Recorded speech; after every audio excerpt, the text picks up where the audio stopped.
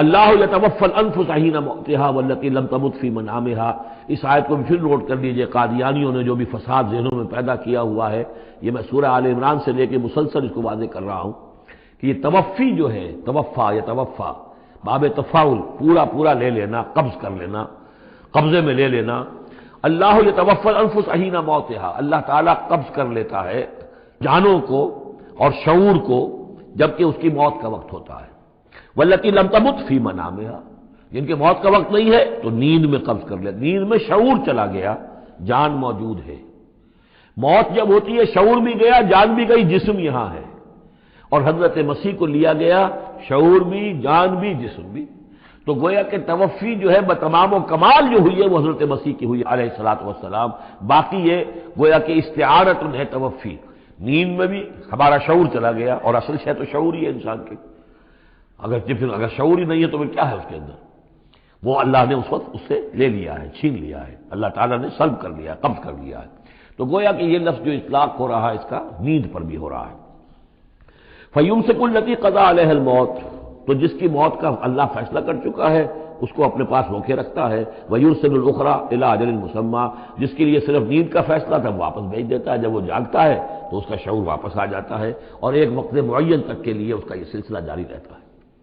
ان فی ذلک لآیات لقوم یتفکرون، یقیناً اس میں نشانیاں ہیں ان لوگوں کے لیے جو غور و فکر سے کام لیں. ام اتخذوا من دون اللہ شفعاء، کیا انہوں نے اللہ کے سوا کوئی شفیع گھڑ لیے اپنے لیے، اختیار کر لیے جو ان کے سفارشی ہوں گے؟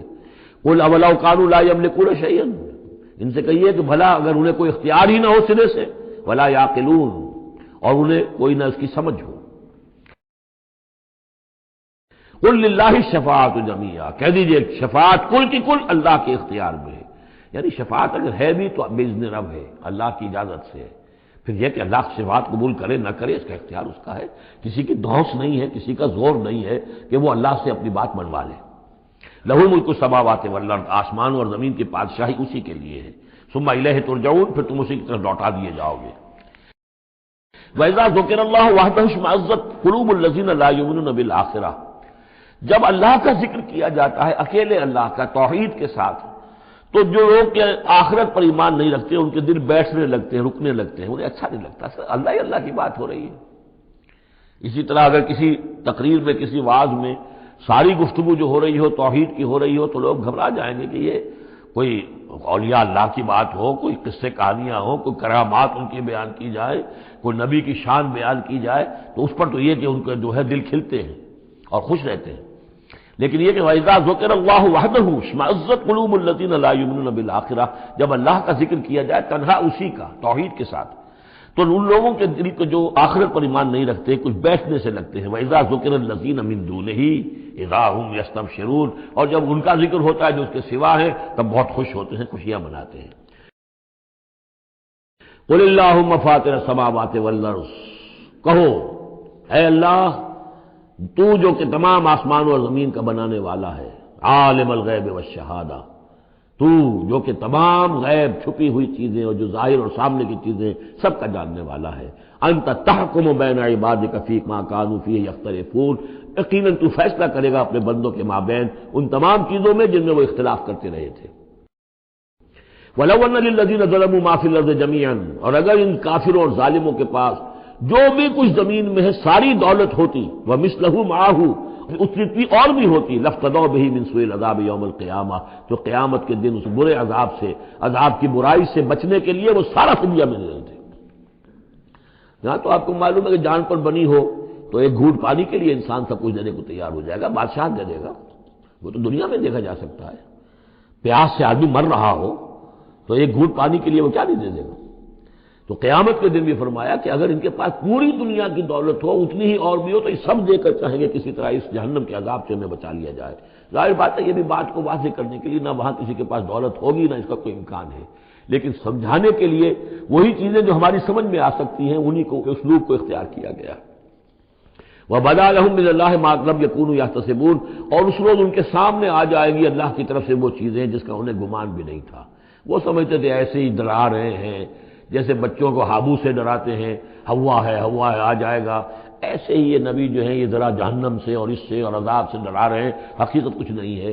تو وہ لوگ نہیں سمجھتے تھے کہ یہ بات واقع ایسا ہی ہو جائے گا، لیکن کچھ روز ان کی نگاہوں کے سامنے آ جائے گا. پھر پوچھا جائے گا الیس ھذا بالحق قالوا بلی وربنا، کیا یہ حق نہیں ہے؟ کیا یہ سراب ہے؟ یہ جھوٹ موٹ کی چیز ہے یا واقعی ہے؟ وحاق بہم ما كانوا به يستهزئون، اور ان کو گھیرے میں لے لے گی یا ان پر الٹ پڑے گی وہ تمام چیز جس کا وہ مذاق اڑایا کرتے تھے. فَإِذَا مَسَّ الْإِنسَانَ ضُرٌّ، جب انسان کو کوئی تکلیف پہنچتی دعانا، ہمیں پکارتا ہے، دعائیں کرتا ہے. ثُمَّ إِذَا خَوَّلْنَاهُ نِعْمَةً مِنَّا، جب ہم اسے لپیٹ دیتے ہیں اپنی نعمت میں، قَالَ إِنَّمَا أُوتِيتُهُ عَلَىٰ عِلْمٍ، تو وہ کہتا ہے مجھے یہ ملا ہے اپنے علم کی بنیاد پر، میری ذہانت، فطانت، میری سمجھ، میری کاریگری، میں نے بر وقت اندازہ کر لیا کہ اب کیا حالات ہونے والے ہیں، کس چیز کی ڈیمانڈ پیدا ہونے والی ہے، میں نے اس کی فیکٹری لگا لی. تو دیکھو میرے والد یارے، یہ ساری میری سوجھ بوجھ ہے.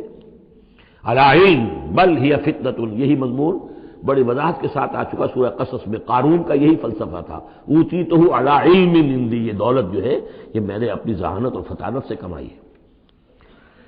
بل ہی فتنۃ، نہیں یہ تو تمہارے لیے فتنہ ہے، آزمائش ہے. ولکن اکثرہم لا یعلمون، لیکن ان کی اکثریت علم نہیں رکھتی. قد قالها الذین من قبلہم، پہلوں نے بھی ایسی بات کہی تھی، قارون کی طرف اشارہ ہو گیا. فما اغنى عنہم ما كانوا یکسبون، تو جو کچھ بھی انہوں نے کمائی کی تھی وہ انہیں بچا نہیں سکی جب اللہ نے قارون کو اور اس کے محل کو دھسا دیا اس کے خزانوں سمیت زمین کے اندر.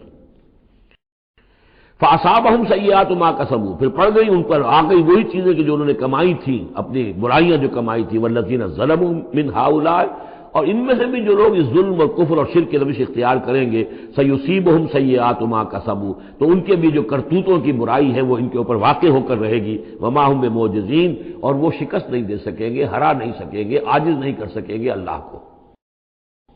اولم یعلموا ان اللہ یبسط الرزق لمن یشاء ویقدر، کیا یہ جانتے نہیں کہ اللہ ہی ہے کہ جو کشادہ کر دیتا ہے رزق کو جس کے لیے چاہتا ہے، اور تنگ کر دیتا ہے جس کے لیے چاہتا ہے. وَيَقْدِرْ إِنَّ فِي ذَلِكَ لَآيَاتٍ لِقَوْمٍ يُؤْمِنُونَ، یقیناً اس میں نشانیاں ہیں ان لوگوں کے لیے کہ جو ماننے والے ہیں.